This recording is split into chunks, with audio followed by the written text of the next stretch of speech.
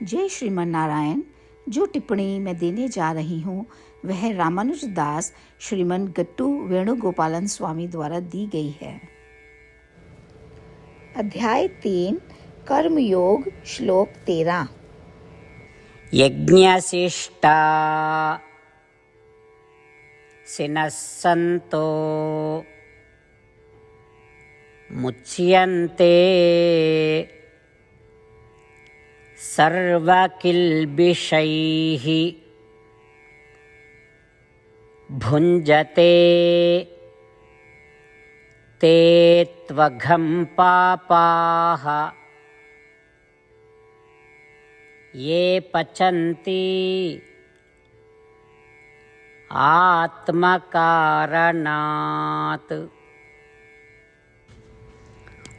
ओम। गीताचार्य श्री कृष्ण परमात्मा अर्जुन सहित हम सबको कर्म योग सिखा रहे हैं। परमात्मा कह रहे हैं, अर्जुन, यदि तुम यज्ञ में अर्पित किए गए भोजन का सेवन जारी रखोगे तो तुम्हारे सभी पाप समाप्त हो जाएंगे।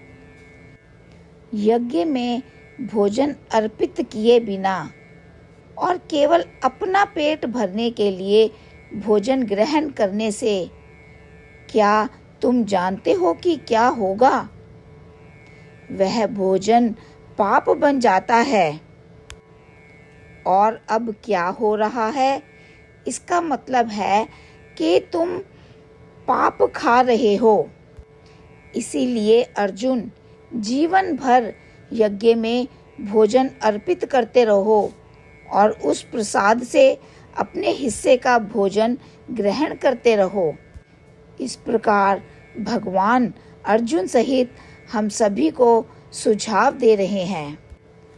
भगवान घोषणा कर रहे हैं कि अर्जुन, मैं श्रीमन नारायण हूँ जिसने तुम्हें, इन सभी लोकों और इन यज्ञों को बनाया है। तो इन यज्ञों की रचना करने वाले श्रीमन नारायण को यज्ञ के अवतार के रूप में भी जाना जा सकता है। इसीलिए हम श्रीमन नारायण को यज्ञ भी कहते हैं। अब यज्ञ में चढ़ाए गए भोजन का अर्थ है कि श्रीमन नारायण को चढ़ाया गया भोजन, और यदि हम श्रीमन नारायण को चढ़ाए गए उस भोजन को ग्रहण करते हैं तो हमारे सभी पाप धुल जाएंगे। अब प्रश्न यह है कि श्रीमन नारायण को किस प्रकार का भोजन अर्पित किया जाना चाहिए? श्रीमन नारायण को केवल नैतिक रूप से अर्जित सामग्री ही अर्पित की जानी चाहिए। नैतिक का मतलब है कि नीति से कमाया हुआ अथवा ठीक आचरण से कमाया हुआ धन, उससे अर्जित सामग्री ही ईश्वर को अर्पण करनी चाहिए। इस प्रकार श्रीमन नारायण को भोग लगाकर भोजन करने से पाप नष्ट हो जाएंगे। ऐसा न करके और केवल अपनी भूख को संतुष्ट करने के लिए भोजन ग्रहण करना और श्रीमन नारायण को प्रसाद ना चढ़ाना, तो जो भी खा रहे हैं वह भोजन नहीं है, वह पोषण नहीं है, वे तो सब पाप खा रहे हैं। इसको और भी सरल भाषा में हम इस तरह समझ सकते हैं कि ज्ञानी व्यक्ति यज्ञ करते हैं और अपना भोजन ईश्वर को अर्पित करके फिर जो बच जाता है वे ग्रहण करते हैं।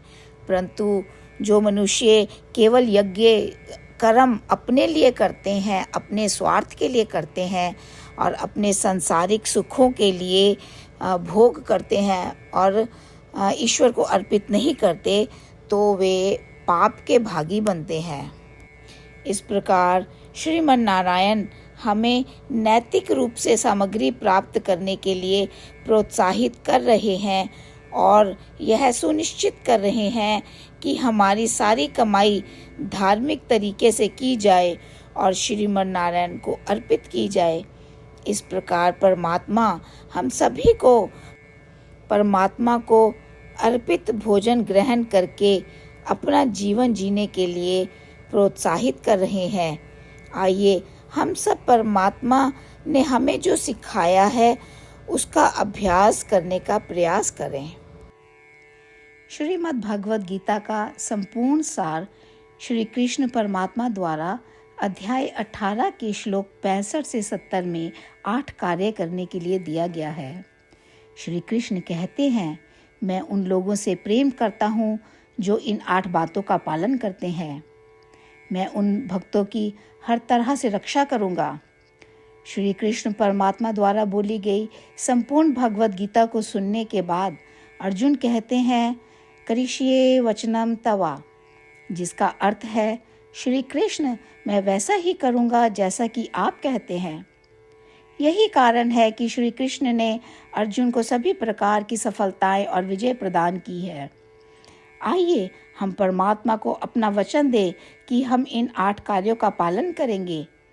परमात्मा को इस शब्द देने से बड़ी कोई पूजा, तप या यज्ञ नहीं है। मैं यह 8 व्रत कहूँगी जो हमें करने चाहिए। आप सब कृपया अपने मन और हृदय में इन पर विचार करें। इस तरह से हम श्री कृष्ण को अपना वचन देते हुए हम सभी श्री कृष्ण के प्रसन्न भरे मुख की कल्पना करें और इस आनंद को महसूस करें। जय श्रीमन नारायण। ये है हमारे 8 वादे। हमारा पहला वादा, हे श्रीमन नारायण, जैसा कि आपने निर्देश दिया है, मैं हमेशा आपका ध्यान करूंगी और आपके बारे में सोचूंगी। हमारा दूसरा वादा, हे श्रीमन नारायण, जैसा आपने सलाह दी है, हमेशा आपका भक्त रहूंगी।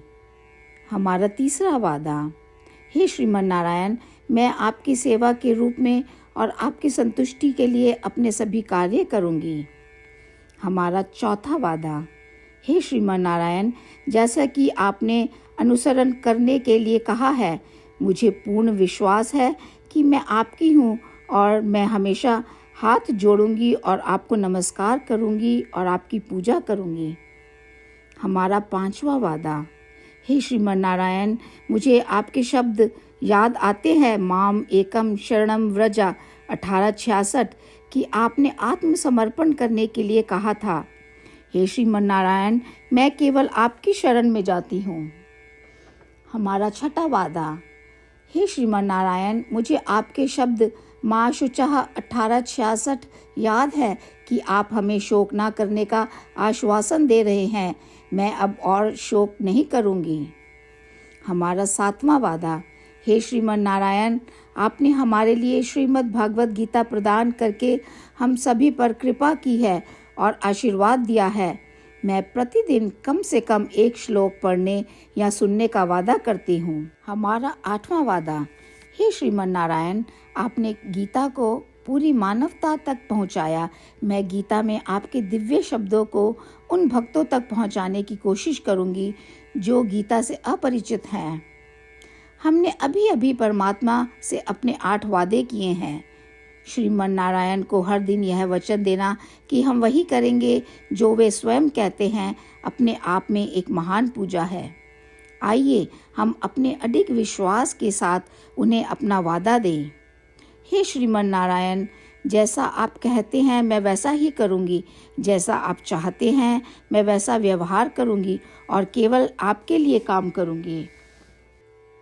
श्रीमन नारायण करिष्ये वचनम तवा, जिसका अर्थ है, श्रीमन नारायण, मैं आपके निर्देशों के अनुसार कार्य करूँगी।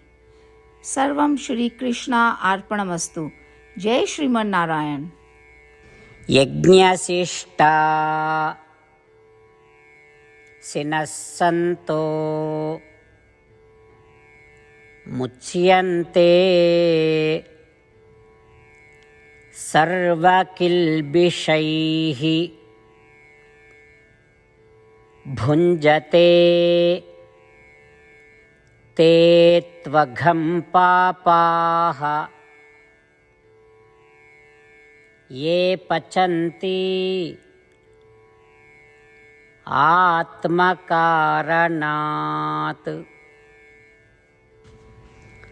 ॐ